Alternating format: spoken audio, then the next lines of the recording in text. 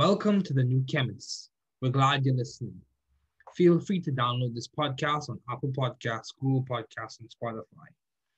Here on the new Chemist, we discuss chemistry, which simply put is the science of change, as well as the other sciences, careers, community, research, and COVID-19.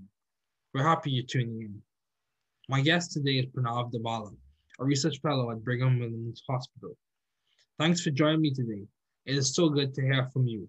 Just briefly, I'll inform my audience about you. Pranav Dorbala worked as a research associate in 2016 at Brigham Hospital. Following that, he was an R&D intern concerning interventional pain management. In 2016 to 2018, he worked as an undergraduate researcher in a computational fluid dynamics lab. Following that, he worked as an undergraduate researcher in hemodynamics and microfluidics, and currently he serves as a computational heart failure research fellow. Pranav Dorbala was a colleague of mine, or is a colleague of mine. We met in freshman year, a very excellent and studious person. He completed his Bachelor of Science degree in biomedical engineering at Georgia Institute of Technology, and is currently working on a master's degree in computer science. Please welcome Pranav. Thanks, Pranav, for joining me today. It's good to have you on. Just as we get started, Pranav, I heard you are a research fellow at Brigham Women's Hospital.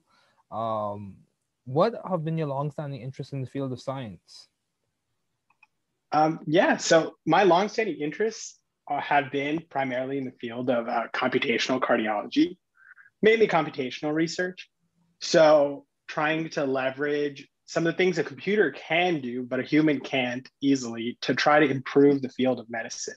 Yeah. So mainly identifying kind of patterns that humans currently see, because right now doctors undergo a lot of training and see a lot of cases, right? And one of the things that I've heard quite often from a lot of physicians is that there's like a little bit of a gut instinct that people develop, right? Which is from seeing repeated examples of illness or seeing repeated patients and things like that. And so I'm trying to work on methods of quantifying that, possibly through a computer and through algorithms of sorts. So it's a very interesting field, and I encourage anyone who's interested in computers and computational research to really explore the field. Okay, that's good. That's good. So computational fluid dynamics is what you focus on in terms of like within the scope of the cardiovascular system, or what's your focus primarily? Yeah, so my research at Georgia Tech kind of started out in CFD, computational fluid dynamics. Yeah. So kind of measuring how the kind of fluid flow can be characterized using specific numbers like Reynolds number or shear stress, things like that, to identify points of interesting character in the flow, right? Like if there's a point of stagnation where the fluid's not flowing, that can be for clotting risk. Gradually, I've kind of moved from that towards to seeing kind of how physiology affects flow, and more about how flow influences physiology in terms of kind of cardiac remodeling, kind of heart failure and stuff like that as well. Okay. So in terms of the project that you're working on, do you do any has your work had any impact on what's clinical practice, or is it primarily just in theory?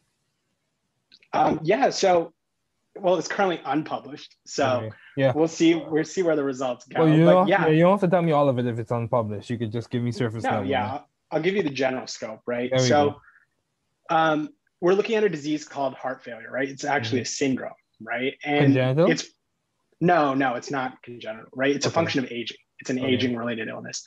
So cardiovascular disease has been pretty advanced, and there's been a lot of breakthroughs and innovations in the past, X number of years, let's say since like the late 1900s through now, right? And so because of that, heart patients are living longer, right? And one of the things that we're seeing is an increased prevalence of this syndrome called heart failure, right? Which is primarily characterized by dyspnea on exertion. So it means you have hard you have a hard time breathing. When you exercise, your heart function is not kind of up to spec. And it's occurring because people are living longer and people are, avoiding major heart conditions and avoiding death, MACE, right, for a longer time, major adverse cardiovascular events for a longer time. So they're developing this disease called heart failure. And so we're looking into kind of how do you identify risk factors in heart failure, right? So currently there are a number of risk factors like age, blood pressure, smoking status, like current smoker, ever smoker, things like that. And one of the main biomarkers is a biomarker called NT-proBNP, N-terminal pro natriuretic peptide, brain natriuretic peptide, right? So NT-proBNP is extremely useful. It's a marker of left atrial stretch, and it's kind of very useful in identifying who's at risk for heart failure and who has heart failure. It's a diagnostic criteria for education. But what we're trying to do is now using techniques like ELISA, there have been a lot of high throughput kind of proteomic biomarker assays, right? So these scans look at and try to quantify levels of numbers of biomarkers, right? In the numbers of thousands. And so you have a preponderance of data now, right? You have the serum proteomics, the plasma proteomics of like literally thousands and thousands of proteins in something called a longitudinal cohort, right? So basically in the 1980s, someone in Minnesota decided to gather a group of people and called this the ERIC study. Well, not just Minnesota actually, but everywhere. But like it's a study called the ERIC study, ARIC, where there are a cohort of people that are being followed longitudinally to explore various endpoints, and our endpoint of interest is heart failure. And so in these people, in these 4,000 people, we've had serum proteomics and we know their outcomes, right? Whether they develop an event, whether they die. And so we're trying to use statistical analysis, particularly survival analysis, to identify proteomic risk biomarkers, right? But the problem is now there's so many biomarkers in this assay, right? Thousands and thousands. So statistics becomes a little tough because of multiple testing, Bonferroni correction, right?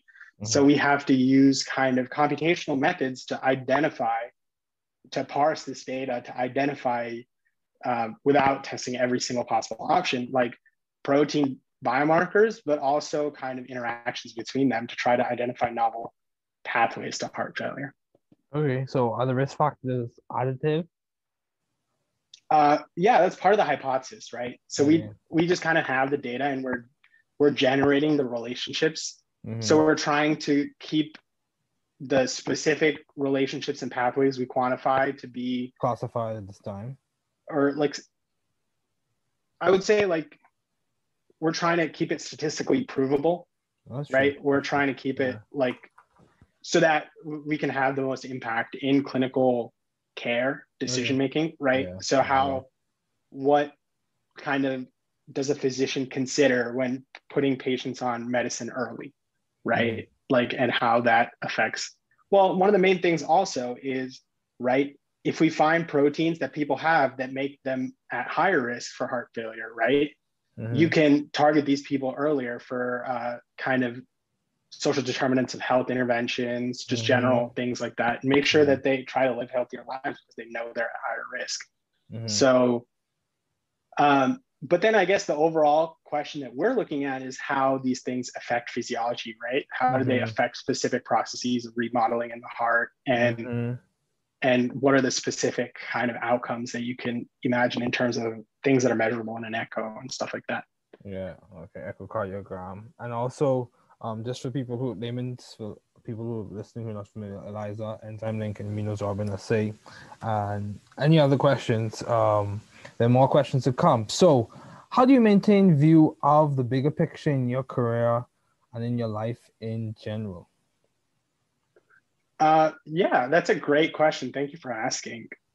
One of the things I try to do is maybe not worry about some of the bigger life picture things. Like, I just try to attack everything a day at a time. I have like major career goals that I am, I've kind of set for myself and I'm trying to follow. One of those is like becoming a physician, which like, thankfully I will begin that journey soon.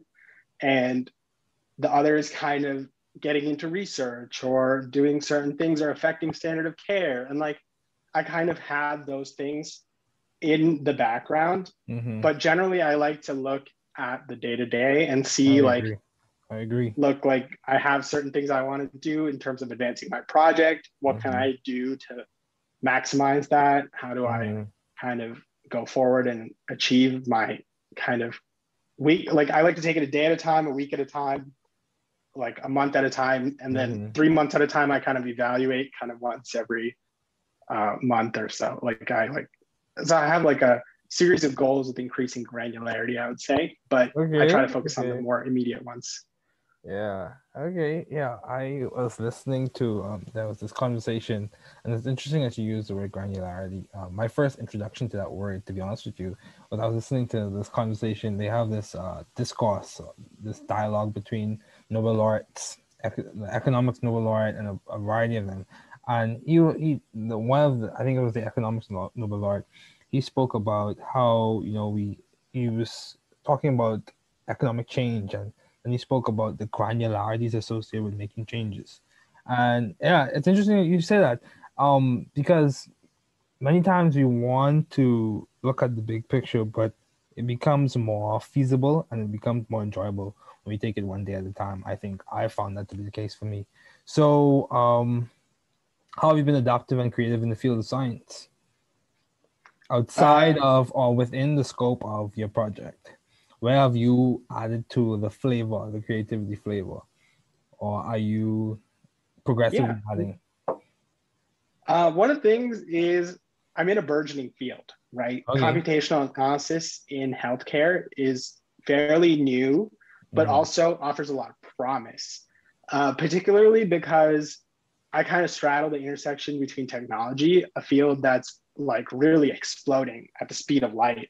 And like you look at in the past maybe 30 years, like the uprising of like companies like Google, Amazon, and like analytics as a whole, right? And technology is very advanced in terms of algorithms, machine learning, and things like that. And medicine kind of lags behind in adoption of technology for very obvious reasons, right? When it comes to someone's health, you want tried and true methods before anything else. And you want to make sure that everything that you propose to a patient is evidence-based, is kind of proven in randomized controlled trials, et cetera, right? Like you want to be very careful with how. Very educational conversation, yeah. No, yeah, definitely. Yeah, keep going, I'm listening. But there are a number of methods that you can use, and Google and Netflix and Amazon do, particularly like, have you ever seen targeted advertisements on the internet? Like there are things that Amazon, or mainly Netflix, I like to use the Netflix example, it likes to know what you want to watch before you even know it yourself, right? And that's I think a field that can really be ported to medicine, right? There's a potential because an individual patient that isn't really the best or isn't really the most up to date on their own condition, right? They're not fully aware of their own genetic predispositions. They don't have a full genome mapping, and they don't really know how to interpret that. I mean, some do definitely, and maybe that's a controversial statement. So I would love to have that discussion at some point. But there's a number of ways to use kind of genomic and omic data to try to predict whether a person is going to be sick or whether they have kind of a predisposition towards getting sick, or if we can profile people. It's a field called phenotyping, right? It's very advanced in kind of technology and consumerism in terms of predicting what products you want to buy, what movies you want to watch. And it's very useful in predicting outcomes. But I believe that particularly personalized medicine, or the field of applying this kind of technology to derive therapies, but also risk prevention and preventative medicine that are tailored to individual patients, has a huge promise, right? And so now is kind of right at the cusp of when people are noticing this and are beginning the experiments, are beginning the trials to really implement these things. And I think I kind of have a perspective as kind of a graduate student in computer science at Georgia Tech, as someone who's a fan of the field of computer science, right? To be able to see what changes are happening, what are the new advanced methods, and propose those to kind of examine things that have been traditionally rooted in statistics, but to try to use other algorithms, not, well, computation and statistics are very hand in hand and very close related, but like to try to shift maybe purely statistical methods towards maybe computational feature identification methods using some of these things like Google and Amazon and et cetera. Machine learning as a whole. Yeah. I can tell you. You've well read.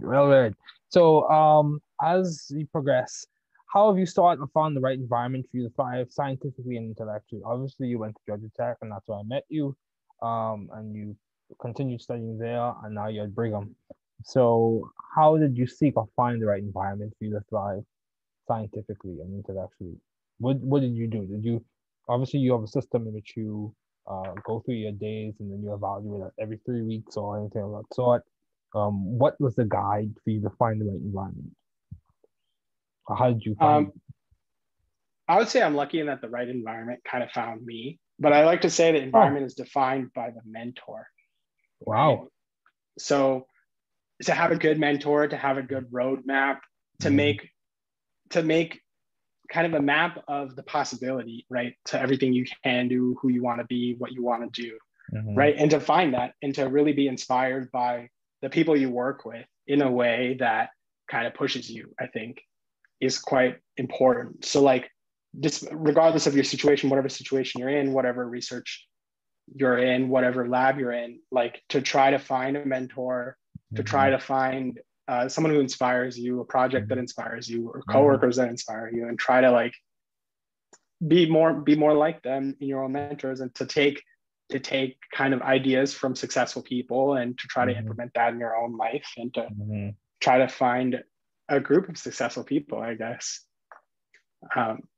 Yeah, I've heard statements such as iron sharpens iron, and I've also heard statements such as, if you want to know where you'll be in the next 5 years, look at who you're hanging around.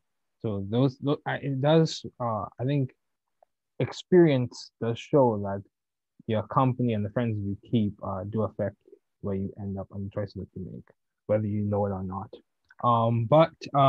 What have been your most effective and impactful ideas to date in your personal life or in your academic studies, or even your approach to studying?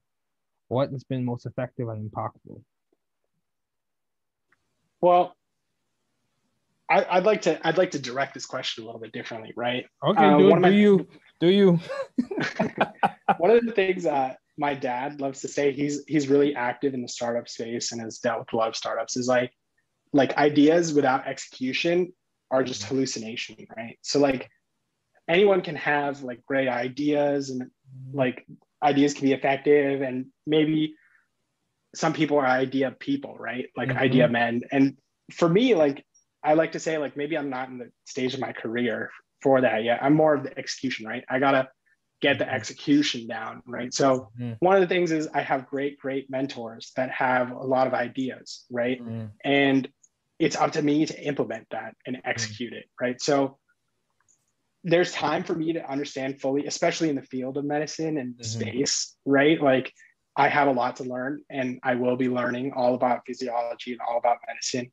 And at that point, when I have an informed kind of scope of the field, I'll go to try to make ideas. But right now, I want to really perfect my craft of execution, right? Okay. So like to take an idea and to really bring it into fruition and reality. And that's kind of worked well for me, because a lot of people have ideas, and a lot of people who are much smarter than me come up with great ideas and great grants and projects.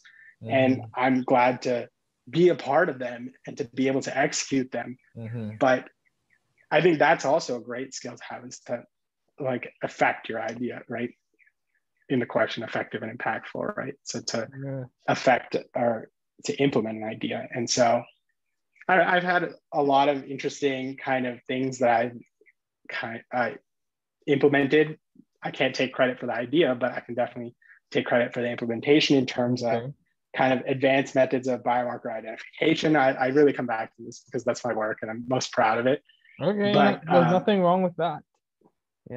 Yeah. So the biomarker pipeline that I made to try not only to help identify conditions related to heart failure, but also CAD, exercise metrics, et cetera, like building building a code base, a software for physicians and clinicians to use to identify and impact kind of medicine and treatment, right? But also kind of some of the, exercise, talking to patients, like affecting kind of other ideas and grants and projects through my capstone project and et cetera are also things I love to do. So yeah, there's nothing wrong with being humble. I completely agree. It's important to see your scope and see your place in the whole project where you are at this time.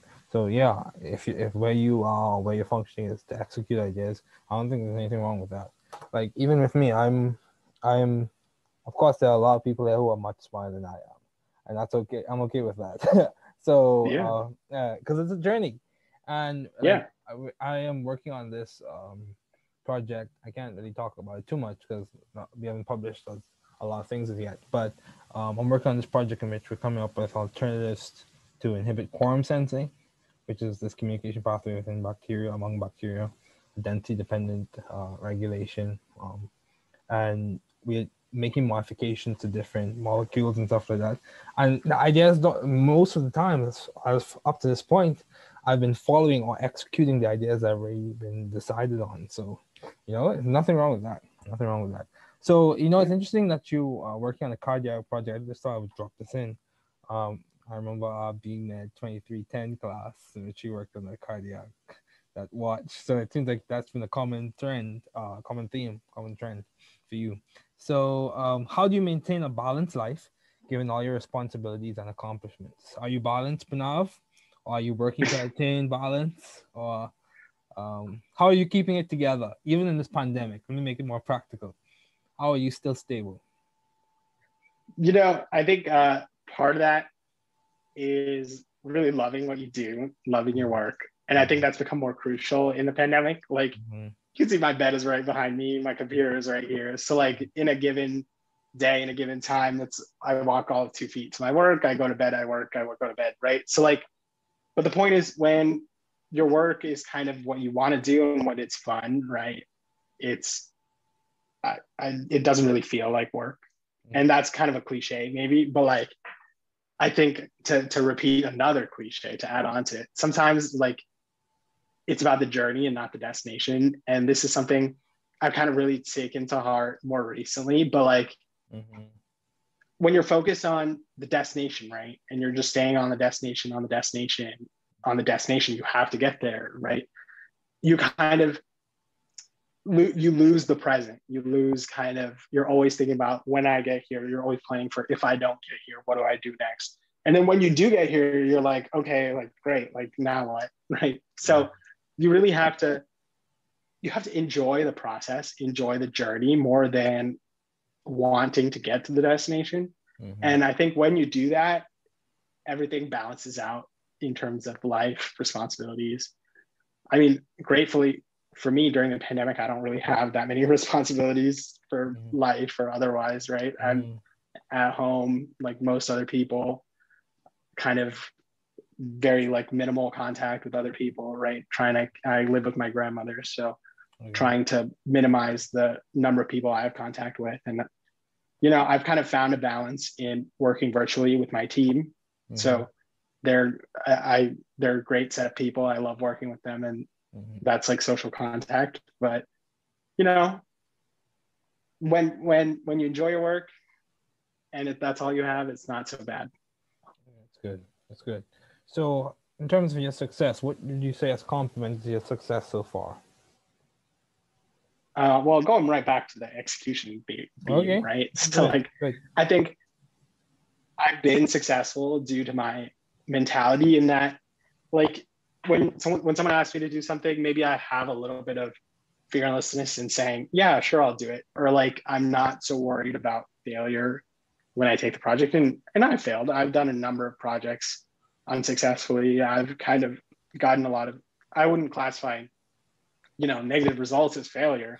But yeah, I've seen my fair share of negative results. It's definitely not failure. But like, I'm not, there's a low hesitation to trying new things, to trying or learning new things. And so I think that being willing to do stuff, being willing to step into a new role, being willing to try to be what your team needs has really helped my success in a way, right? Like, I think most of my success is because I found right people to guide me, and people have kind of pushed me along my own path while I've kind of focused on doing the best I can. So great mentors at work, great mentors at home, right? And people have a plan and kind of help me chart that plan for my own goals. And I just kind of follow what people say. So it's been great.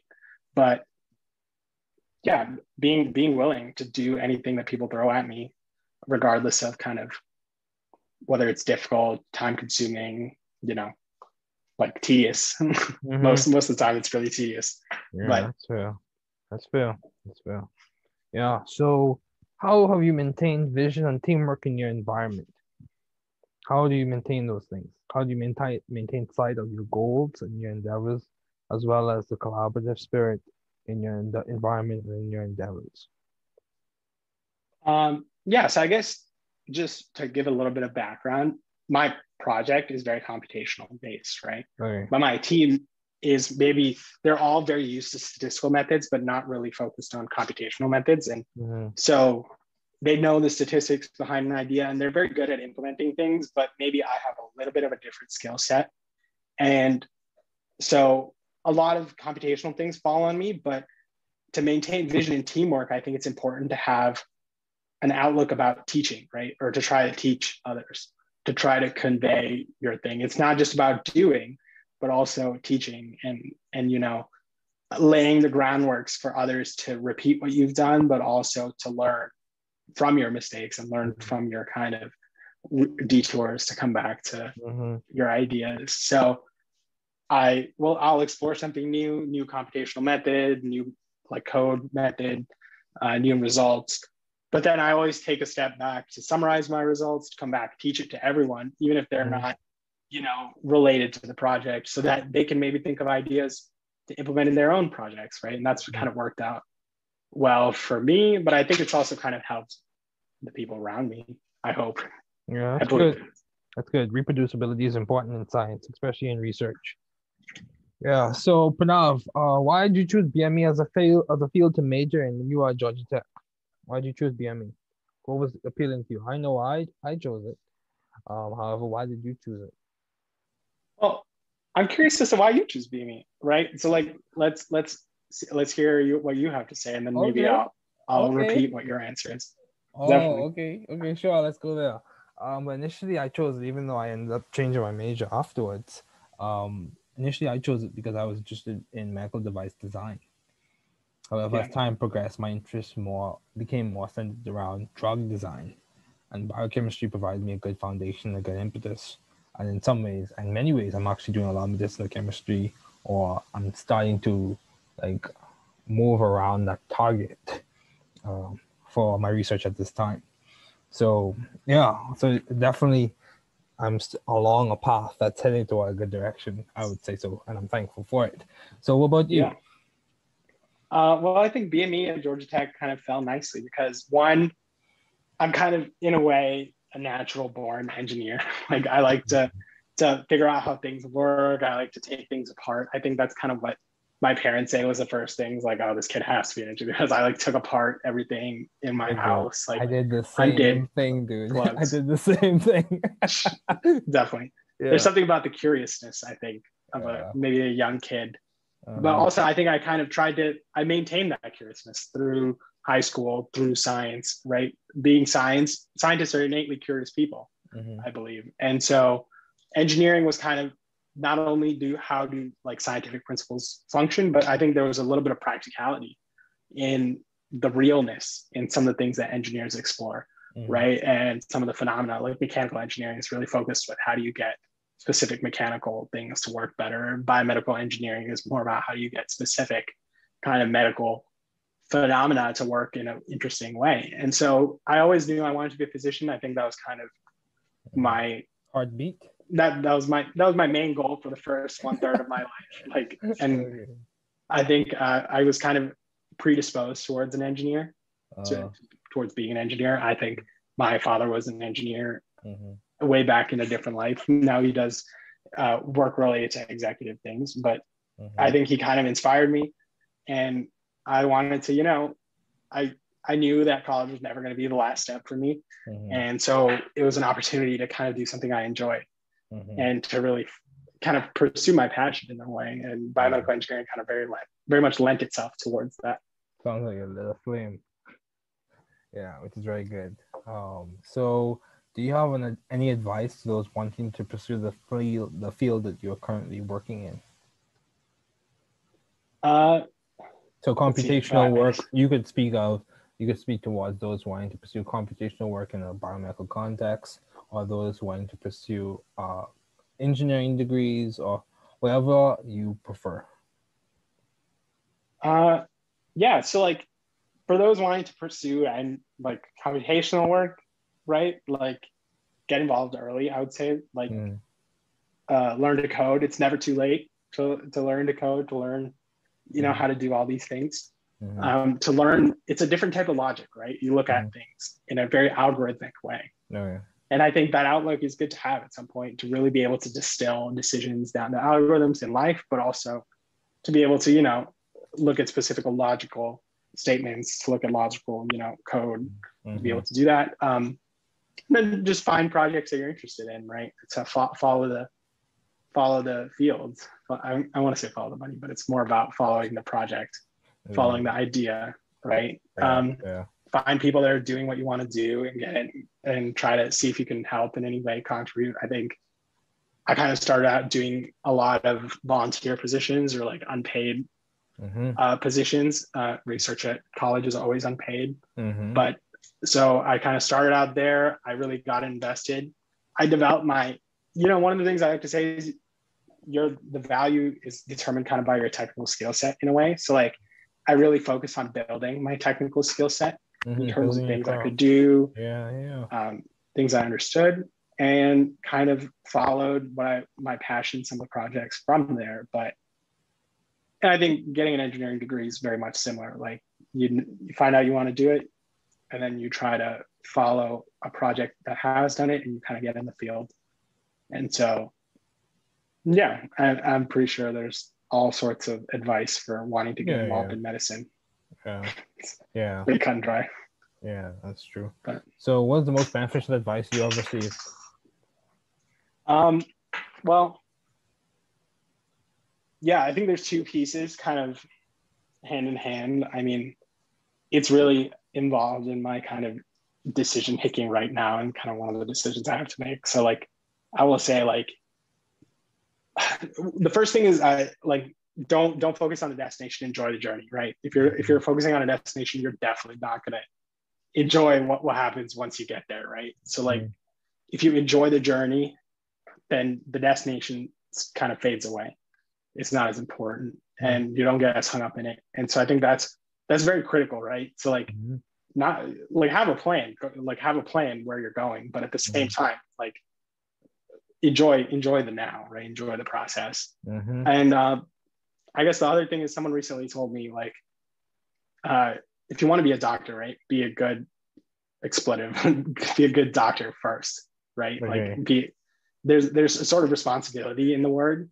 Like, so don't focus on research. Don't focus on, oh, I want to be a cardiologist. I want to be interventional radiologist. Like, don't focus on any of that, right? And like, be fundamental, like shore up your fundamentals, right? If you want to be a doctor, be a good doctor first and foremost. There's a certain responsibility of the word or of the role of physician when you have your patient's life in your hands, et cetera. Like, be a good doctor first, then research, right? And this is from a very prominent research physician, right? So someone who's made their claim on research, right? And they're telling me like, be a good doctor first, research comes second. And that kind of really like rang true for me, because maybe all I've seen is research. Like all I've done is research. And I've kind of seen physicians and I've seen their work, and like, it really gave me the step back I needed to understand, like, look, like now is the time